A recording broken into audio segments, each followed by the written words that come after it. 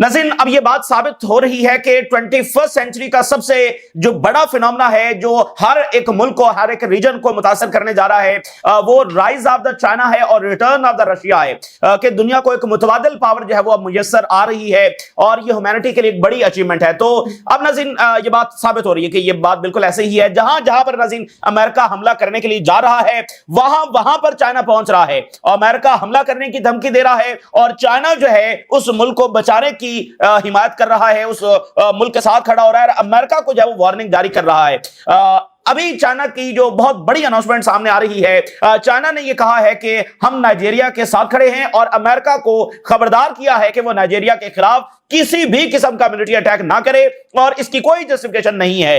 इससे पहले चाइना ने खुलकर जब वेनेजुएला की सपोर्ट की और कहा कि किसी सूरत हम इस चीज को अफोर्ड नहीं करेंगे कि अमेरिका जो है वो मिलिट्री अटैक करे वेनेजुएला के ऊपर। और अब अमेरिका जब नाइजीरिया पर हमले की तैयारी कर रहा है तो चाइना जब नाइजीरिया के साथ इस वक्त खड़ा हो रहा है। तो आप देखें ना कि एक मुतबादल पावर, इससे पहले क्या था कि जब सोवियत यूनियन कोलैप्स हो गया तो उसके बाद अमेरिका का गलबा हो गया, इराक पर हमला कर दिया, शाम पर कर दिया, लीबिया पर कर दिया, क्योंकि दूसरी तरफ इन मुल्कों को बचाने के लिए कोई मौजूद नहीं था। तो अमेरिका का जिस पर दिल चाहता वो हमला कर देता।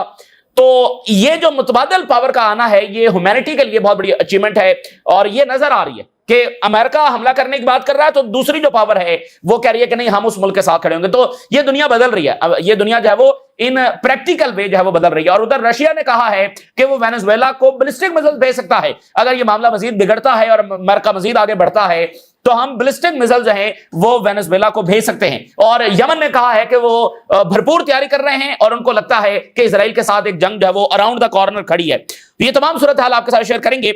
नाज़रीन, इस वक्त चाइना जो है वो बड़े प्रैक्टिकल अंदाज के अंदर बैलेंस ऑफ पावर को बदल रहा है। चाइना जो है वो अपने इत्तेहादियों को टेक्नोलॉजी शेयर कर रहा है। इस वक्त खबर ये सामने आ रही है कि ईरान और चाइना के दरमियान हाई लेवल का कोऑर्डिनेशन हो रहा है कि जो फाइटर जेट्स हैं उनकी रैपिड डिलीवरी ईरान को कर दी जाए। J-10C जो है ये ऐसे फाइटर जेट्स हैं जिनके बारे में ये पॉसिबल है कि उनकी रैपिड डिलीवरी जब ईरान को की जा सकती है, क्योंकि Su-35 जब बहुत एक्सपेंसिव है मेंटेनेंस, और उस पर हम बात कर चुके हैं। उसके लिए भी रशिया बहुत ज्यादा एफर्ट्स कर रहा है। ईरान और रशिया मिलकर काम कर रहे हैं कि इस बात को यकीनी बनाया जाए कि Su-35 फौरी ईरान को पहुंच सके। तो हो सकता है उसमें थोड़ा बहुत जो टेक्निकल प्रॉब्लम्स हैं।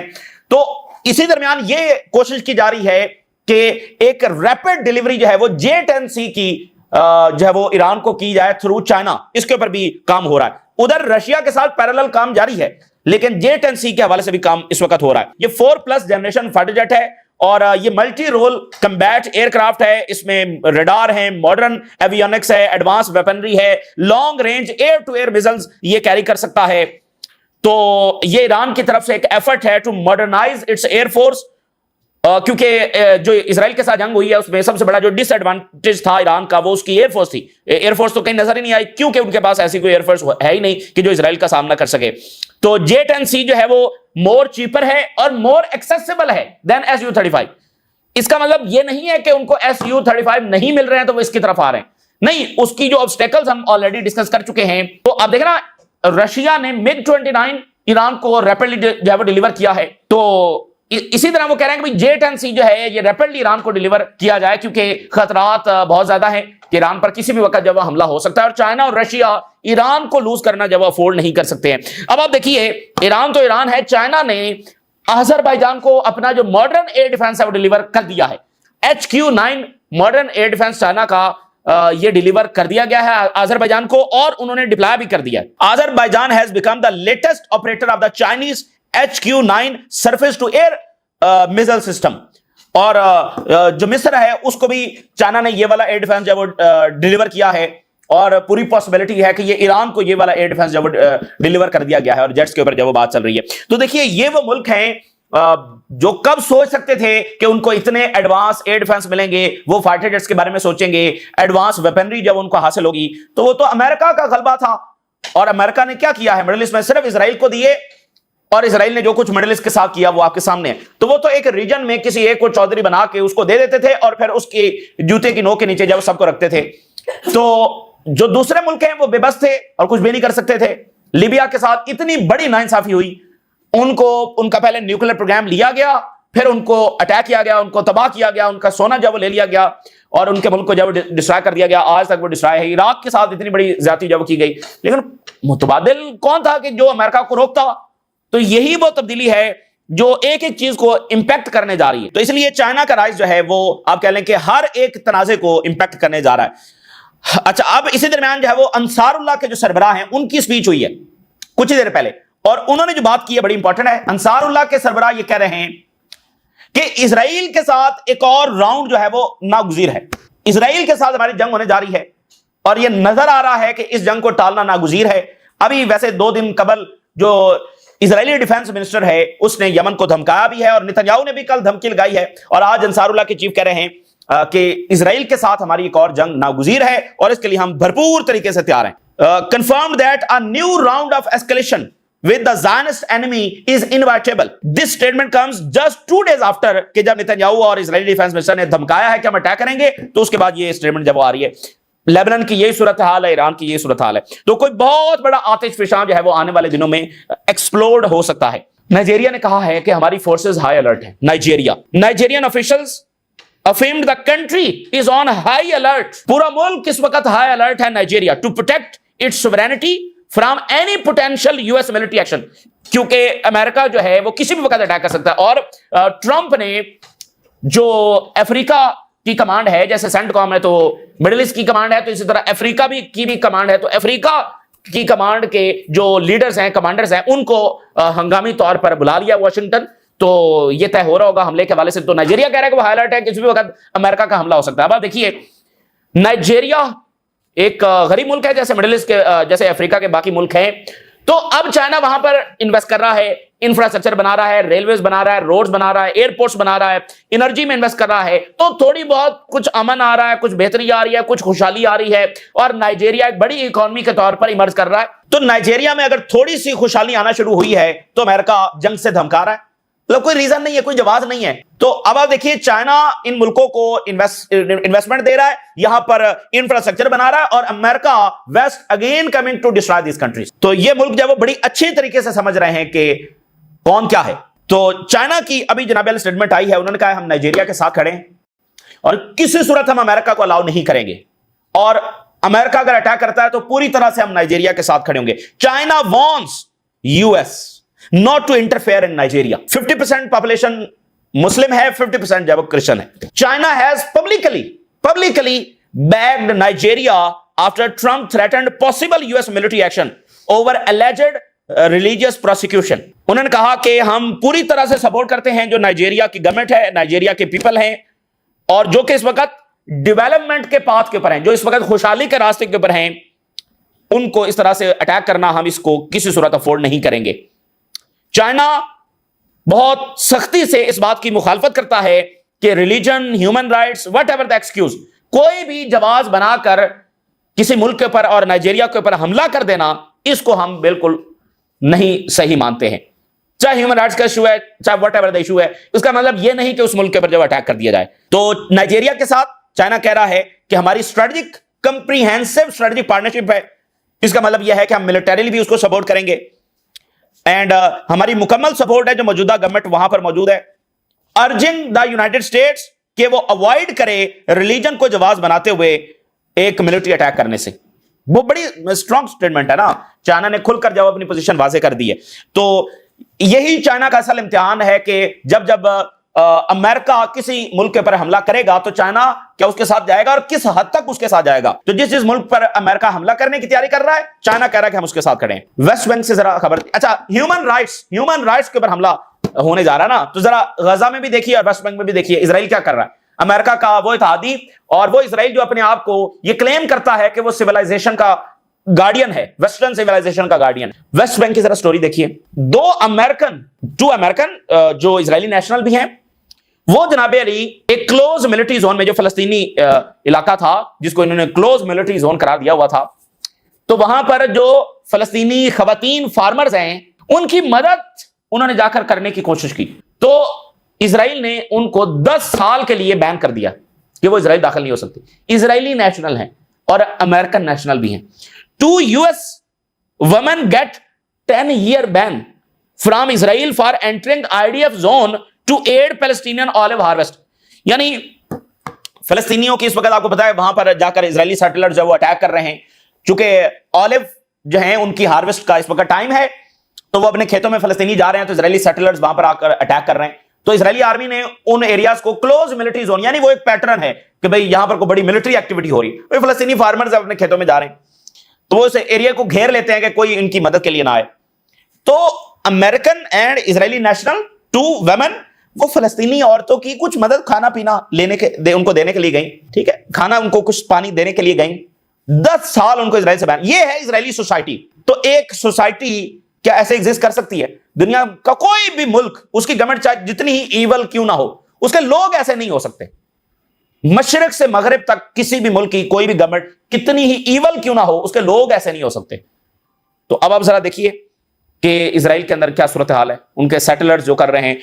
तो ये पूरी सोसाइटी एक खास लेवल के ऊपर पहुंच चुकी है। तो यहां अमेरिका को ह्यूमन राइट्स नजर नहीं आ रहे, वहां नजर आ रहे हैं। सो लेबनान का मामला दरमियान में है। लेबनीज गवर्नमेंट अभी तक खुलकर वो स्टांस नहीं ले पा रही, दरमियान में बातें कर रही है, लेकिन खुलकर वो स्टांस नहीं ले रही जो उसको लेना चाहिए। ये मामला खराब है। डिक चेनी का नाम आपने सुना होगा। डिक चेनी जो है वो अमेरिका का एक बहुत बड़ा किरदार है और फॉर्मर वाइस प्रेसिडेंट हैं, और ये वो शख्स हैं जिन्होंने वॉर ऑन टेरर जो है वो आर्किटेक्ट की थी, जिन्होंने अफगानिस्तान पर हमला, इराक पर हमला, उस सब के पीछे ये वाली शख्सियत थे। आज इनका इंतकाल हो गया 84 इयर्स के अंदर। Dick Cheney, the powerful farmer vice president who served 4 Republican president, dies eight 84। ये आर्किटेक्ट था जो वॉर ऑन टेरर थी, इराक जंग का ये बुनियादी किरदार ये था। अच्छा, और इनकी जरा एक स्टेटमेंट देखिए। डिक चेनीज बिगेस्ट रिग्रेट, जिंदगी का सबसे बड़ा रिग्रेट क्या है, पछतावा क्या है? Not invading Iraq and Iran at the same time. इन्होंने एक इंटरव्यू में बताया कि मेरा जिंदगी का सबसे बड़ा पछतावा यह है कि मैंने इराक के साथ साथ फौरी ईरान के ऊपर हमला क्यों नहीं किया था। ईरान पर भी मुझे उस वक्त हमला कर देना चाहिए था। ये इनकी जिंदगी का सबसे बड़ा जब वो रिग्रेट था। आज इनका जब इंतकाल हुआ है। जनाब अली, वेनेजुएला के ऊपर जो हो रहा है, तो Russia, return of Russia and rise of China, एक एक मसले में आपको तब्दीली नजर आएगी। वेनेजुएला को बैलिस्टिक मिसाइल मिल सकते हैं, आज ये खबर आ रही है। Venezuela turns to Russia for ballistic missiles able to target US assets if crisis grows. Long range ballistic missiles. Russia should give Venezuela top missiles as tensions with US rise. Kremlin official, रूस के अंदर भी ये बात discuss हो रही है। Russian officials भी ये कह रहे हैं कि खुद कह रहे हैं हम देंगे, और वेनेजुएला भी डिमांड कर रहा है। Kremlin hints at sending new missiles and drones to Venezuela। और रशियन लॉ मेकर्स तो इस हद तक आगे चले गए हैं, उन्होंने कहा है कि हमें जो ऑर्शनिक मिसाइल्स हैं, जो बड़े पावरफुल और रिसेंटली टेस्ट किए हैं रशिया ने, ऑर्शनिक मिसाइल्स वो दे देने चाहिए वेनेजुएला को। Moscow is supplying weapons to Venezuela and seize no obstacle to sending the ऑर्शनिक missile system.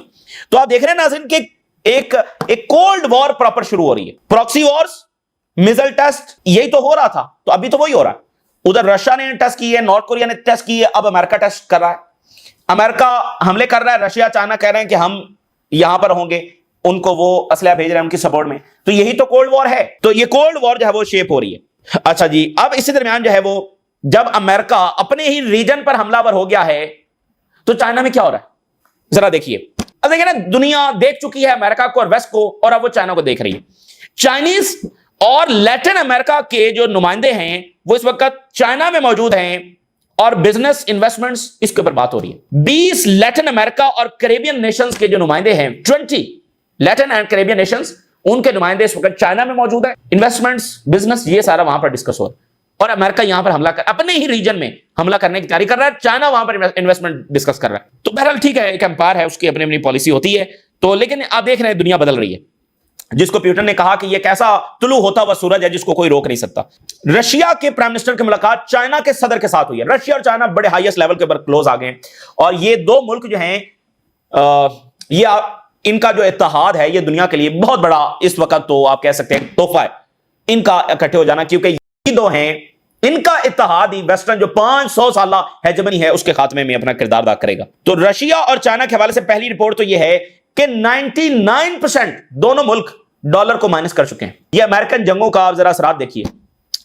तो किसी एम्पायर को गिराना 1-2-4 दिन का काम नहीं होता, लेकिन जितने रैपिड अंदाज में हो रहा है आप देखिए। 99% चाइना और रशिया ने अपनी ट्रेड में डॉलर माइनस कर दिया, यानी 100% मुकम्मल खत्म कर दिया।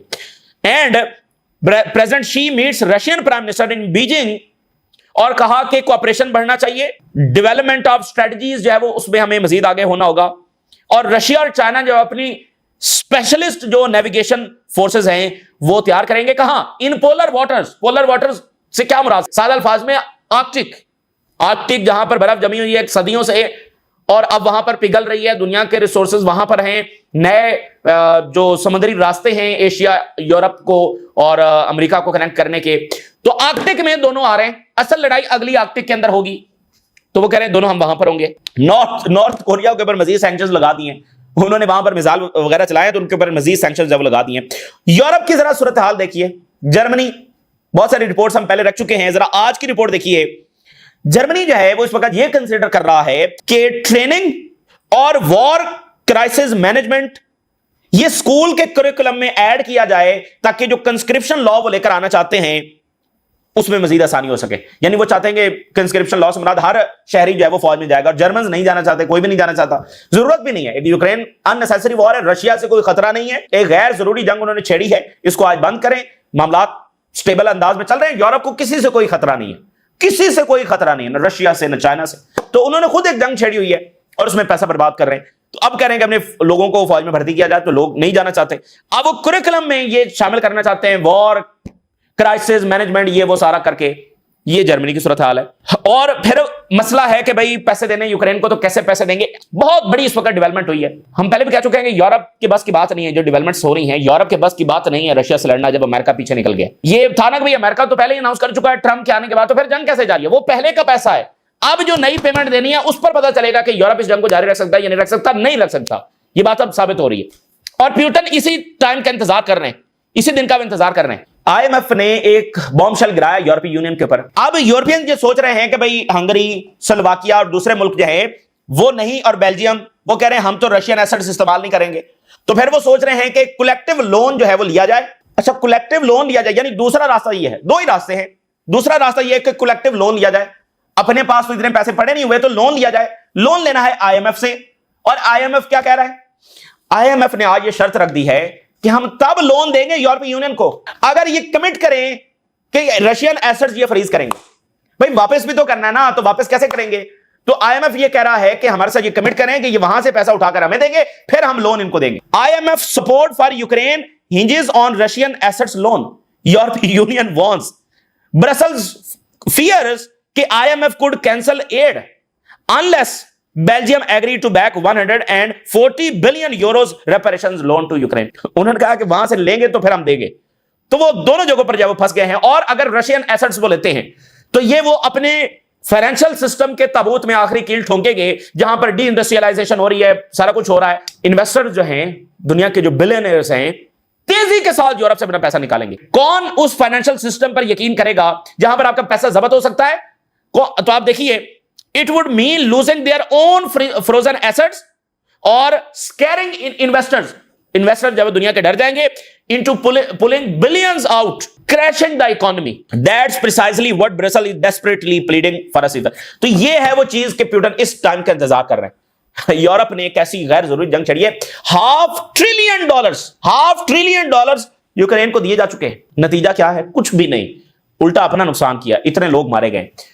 تو ویسٹرن رول کو کافی ٹائم ہو گیا, 500 سال ہو گئے ہیں, اور جو کچھ انہوں نے دنیا کو دیا وہ آپ کے سامنے ہے. افریقہ سے جا کر پوچھیں, فلسطینیوں سے جا کر پوچھیں, جگہ جگہ چائنا سے جا کر پوچھیں, ان کی سینچری آف ایمولیشن, برے صغیر سے پوچھیں, بر اعظم امریکہ میں کیا کچھ انہوں نے جا کر کیا وہ ان سے جا کر پوچھیں. تو ابھی میکسیکو نے خط نہیں لکھا ہے کہ اپولوجائز کیا جائے جو ہمارے ساتھ ہوا ہے 500 سال پہلے. تو میرے خیال کافی ٹائم ہو گیا ہے, اور یہ دنیا کا اقتدار جو بدل رہا ہے. یہ نہیں کہ کوئی یورپ زوال میں چلا جائے گا, لیکن یہ ہیجمونک سٹرکچر جو ہے نا, ویسٹرن سپریمیسی, اس کا خاتمہ ہوتا ہوا نظر آ رہا ہے. یہ بات 2024 میں, اکتوبر 2024 میں چائنا کے صدر بھی کر چکے ہیں کہ وہ تبدیلی آ رہی ہے جو کئی سو سال بعد آئی ہے. کئی سو سال بعد وہ تبدیلی آ رہی ہے کہ ویسٹرن سپریمیسی, بھئی امریکہ ایک بڑی طاقت کے طور پر رہے گا, یورپ بڑا کانٹیننٹ خوشحال اچھا رہے گا, انٹل اینڈ انلیس کوئی نیوکلیر وار ہو جائے. اس کا تو کہا نہیں جا سکتا کہ اس کے بعد کی دنیا کیسی ہوگی, لیکن اگر نیوکلیر وار نہیں ہوتی تو پھر ہم تو وہ رہیں گے اچھے خوشحال زبردست کنٹریز, ٹھیک ہے نا. لیکن یہ والا سٹیٹس نہیں, یہ چیلنج ہو رہا ہے کیونکہ اکانومی کا مرکز اب وہ نہیں ہے, طاقت کا مرکز وہ اب نہیں ہے, ملٹری ان کے پاس نہیں ہے, ٹیکنالوجی ان کے پاس نہیں ہے. یہ چائنا کے پاس ہے، یہ دوسرے ممالک کے پاس ہے. تو چائنا انویسٹ کر رہا ہے، وہ جنگیں کر رہے ہیں. تو یہ اس وقت کی تازہ ترین صورتحال جو آپ کے ساتھ شیئر کیا. اپنی رائے ضرور آگاہ کریں. اجازت دیجیے، اللہ حافظ.